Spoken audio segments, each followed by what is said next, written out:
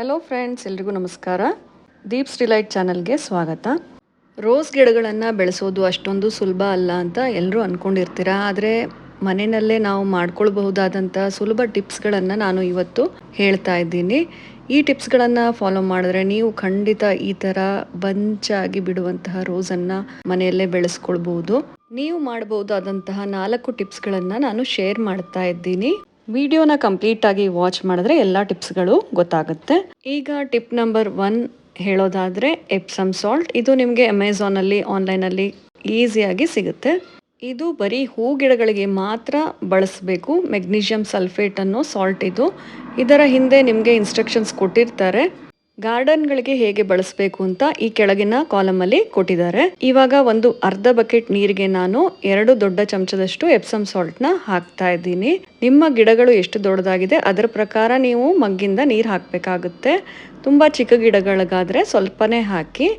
ನಾನು ಒಂದು ದೊಡ್ಡ ದಾಸವಾಳದ ಗಿಡಕ್ಕೆ ಅರ್ಧ ಮಗ್ಗಷ್ಟು ಹಾಕ್ತಾ ಇದ್ದೀನಿ. ತುಂಬ ಚಿಕ್ಕದಾದ ಗಿಡ ಅಂದರೆ 1/4 ಮಗ್ಗಷ್ಟು ಹಾಕಿದ್ರೆ ಸಾಕಾಗುತ್ತೆ. ಯಾವುದೇ ಹೂವಿನ ಗಿಡಕ್ಕೆ ಹಾಕ್ಬೋದು, ತರಕಾರಿ ಗಿಡಕ್ಕೆ ಮಾತ್ರ ಹಾಕಕ್ಕೆ ಹೋಗಬೇಡಿ. 15 ದಿನಕ್ಕೊಂದ್ಸಲ ಈ ಥರ ಹಾಕಿದ್ರೆ ಹೂವಿನ ಗಿಡದಲ್ಲಿ ತುಂಬ ಮೊಗ್ಗು ಬರೋದಕ್ಕೆ ಸ್ಟಾರ್ಟ್ ಆಗುತ್ತೆ. ಹಾಗೆ ಗಿಡ ಕೂಡ ಹೆಲ್ತಿಯಾಗಿರುತ್ತೆ. ಇವಾಗ ಟಿಪ್ ನಂಬರ್ 2 ಏನು ಅಂತ ನೋಡೋಣ. ಹೂವಿನ ಗಿಡಗಳಿಗೆ ಅಥವಾ ಯಾವುದೇ ತರಕಾರಿ ಗಿಡಗಳಿಗೆ ನೀವು ಬಳಸುವಂಥ ಹಣ್ಣಿನ ಸಿಪ್ಪೆಗಳನ್ನು ಹಾಕ್ಬೋದು. ಎಸ್ಪೆಷಲಿ ಆರೆಂಜ್ ಮತ್ತು ಬಾಳೆಹಣ್ಣಿನ ಸಿಪ್ಪೆ. ಬಾಳೆಹಣ್ಣಿನ ಸಿಪ್ಪೆ ಅಂತೂ ತುಂಬಾ ಪೊಟ್ಯಾಷಿಯಂ ಕೊಡುತ್ತೆ ಗಿಡಗಳಿಗೆ. ಅದರಿಂದ ಬಾಳೆಹಣ್ಣಿನ ಸಿಪ್ಪೆಯನ್ನು ನೀವು ಒಣಗಿಸಿ ಅಥವಾ ಡೈರೆಕ್ಟಾಗಿ ಹಾಕ್ಬೋದು. ನಾನು ಡೈರೆಕ್ಟಾಗಿ ಹಾಕಿರೋದ್ರಿಂದ ಸ್ವಲ್ಪ ಒಣಗಾದ್ಮೇಲೆ ಮಣ್ಣನ್ನು ಕೆದಕಿ ಅದನ್ನು ಕೆಳಗೆ ಹಾಕ್ತಾ ಇದ್ದೀನಿ. ಸ್ವಲ್ಪ ಇದರಿಂದ ವಾಸನೆ ಬರ್ಬೋದು. ಆದರೆ ನಮಗೆ ಹೂ ಗಿಡ ಚೆನ್ನಾಗಿ ಬೆಳಿಬೇಕು ಅಂದರೆ ನಾವು ಕಾಂಪೋಸ್ಟ್ ಗೊಬ್ಬರ ಅಥವಾ ಈ ರೀತಿಯಾಗಿ ಹಣ್ಣಿನ ಸಿಪ್ಪೆಗಳನ್ನು ಹಾಕಿದ್ರೆ ಮಾತ್ರ ಹೂ ಗಿಡಗಳು ತುಂಬ ಚೆನ್ನಾಗಿ ಬರುತ್ತೆ. ಹಣ್ಣಿನ ಅಥವಾ ತರಕಾರಿ ಸಿಪ್ಪೆ ನೀವು ಹಾಕೋದ್ರಿಂದ ಹೂವಿನ ಗಿಡಗಳು ನಿಜವಾಗ್ಲೂ ತುಂಬ ಚೆನ್ನಾಗಿ ಬರುತ್ತೆ. ನೋಡಿ, ಒಂದು ಬಂಚಲ್ಲಿ 5 ಹೂ ಬಿಟ್ಟಿದೆ. ಹಣ್ಣಿನ ಅಥವಾ ತರಕಾರಿ ಸಿಪ್ಪೆ ಬೇಡ ಅಂದರೆ ನೀವು ಕಾಂಪೋಸ್ಟ್ ಗೊಬ್ಬರವನ್ನೇ ಬಳಸಬೇಕಾಗುತ್ತೆ. ಟಿಪ್ ನಂಬರ್ 3 ನೋಡೋಣ ಬನ್ನಿ. ಈ ರೀತಿಯಾಗಿ ರೋಸ್ ಗಿಡಗಳಲ್ಲಿ ರೋಸ್ ಬಿಟ್ಟಾದ್ಮೇಲೆ ಒಣಗೋದಕ್ಕೆ ಬಿಡಬಾರ್ದು. ಆ ಕಡ್ಡಿನ ಅಲ್ಲೇ ಕಟ್ ಮಾಡಿದ್ರೆ ನೆಕ್ಸ್ಟು ಅಲ್ಲಿಂದಾನೇ ಮತ್ತೆ ಚಿಗುರು ಹೊಡೆಯೋದಕ್ಕೆ ಸ್ಟಾರ್ಟ್ ಆಗುತ್ತೆ. ನೋಡಿ, ಚಿಗುರು ಬಂದ್ಬಿಟ್ಟು ಆ ಕಡೆ ಒಂದು ಮತ್ತೆ ಮೊಗ್ಗು ಬಿಟ್ಟಿದೆ. ಈ ತರ ಸೈಡ್ ಅಲ್ಲಿ ಬ್ರಾಂಚಸ್ ಬಂದು ಮೊಗ್ಗುಗಳು ಬಿಡೋದಕ್ಕೆ ಸ್ಟಾರ್ಟ್ ಆಗುತ್ತೆ. ಅದರಿಂದ ಕಟ್ ಮಾಡಲೇಬೇಕು.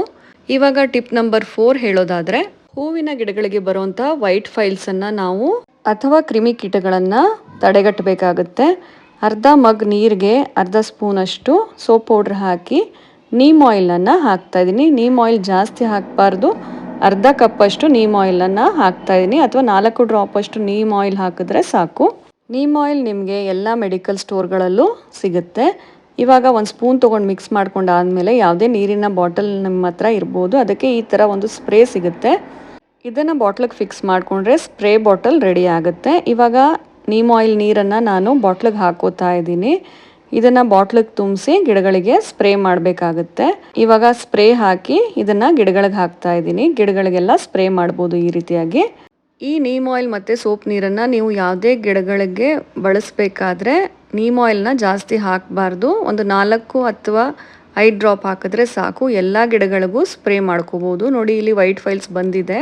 ವೈಟ್ ಆಗಿ ಒಂಥರ ಹುಳ ಥರ ಕಾಣ್ತಾ ಇದೆ, ಅದೆಲ್ಲ ವೈಟ್ ಫೈಲ್ಸು. ಇದಕ್ಕೂ ಕೂಡ ನಾನು ನೀಮ್ ಆಯಿಲ್ ಸ್ಪ್ರೇ ಮಾಡ್ತಾ ಇದ್ದೀನಿ. ಹಾಗೆಯೇ ನೋಡಿ, ಈ ಥರ ಇರುವೆಗಳು ಕೂಡ ಬಂದಿದೆ. ಹಾಗೆ ಇದರಲ್ಲೂ ಕೂಡ ವೈಟ್ ಫೈಲ್ಸ್ ಆಗಿದೆ. ಇದಕ್ಕೂ ಕೂಡ ನಾನು ಈಗ ನೀಮ್ ಆಯಿಲ್ ಸ್ಪ್ರೇ ಮಾಡ್ತಾ ಇದ್ದೀನಿ. ಎಲ್ಲ ಗಿಡಗಳಿಗೂ ನೀಮ್ ಆಯಿಲ್ ಸ್ಪ್ರೇ ಮಾಡ್ಕೊಳ್ಬೋದು. ಈ ರೀತಿಯಾಗಿ ನೀವು ನೀಮ್ ಆಯಿಲ್ ಸ್ಪ್ರೇ ಮಾಡೋದ್ರಿಂದ ಗಿಡಗಳು ತುಂಬ ಹೆಲ್ದಿಯಾಗಿರುತ್ತೆ. ಈ ಒಂದು ಸಿಂಪಲ್ ಆದ 4 ಟಿಪ್ಸ್ಗಳನ್ನು ನೀವು ಫಾಲೋ ಮಾಡಿದ್ರೆ ಸಾಕು. ನಿಮ್ಮ ಮನೆ ಗಾರ್ಡನ್ನಲ್ಲೂ ಕೂಡ ತುಂಬ ಸುಂದರವಾದ ರೋಸ್ ಗಿಡಗಳನ್ನು ನೀವು ಬೆಳೆಸ್ಬೋದು. ಈ ಎಲ್ಲ ಟಿಪ್ಸ್ಗಳು ನಿಮಗೆ ಇಷ್ಟ ಆಗಿದೆ ಅಂತ ಅನ್ಕೋತೀನಿ. ಇಷ್ಟ ಆಗಿದ್ರೆ ವಿಡಿಯೋವನ್ನು ಲೈಕ್ ಮಾಡಿ, ಹಾಗೆ ಚಾನಲ್ನ ಸಬ್ಸ್ಕ್ರೈಬ್ ಮಾಡ್ಕೊಳ್ಳಿ. ಪಕ್ಕದಲ್ಲೇ ಇರುವ ಬೆಲ್ ಬಟನನ್ನು ಕೂಡ ಕ್ಲಿಕ್ ಮಾಡಿ. ಆವಾಗ ಮುಂದಿನ ನೋಟಿಫಿಕೇಷನ್ಗಳು ನಿಮಗೆ ಬರುತ್ತೆ. ಎಲ್ಲ ವಿಡಿಯೋಸನ್ನು ವಾಚ್ ಮಾಡ್ಬೋದು. Thanks for watching.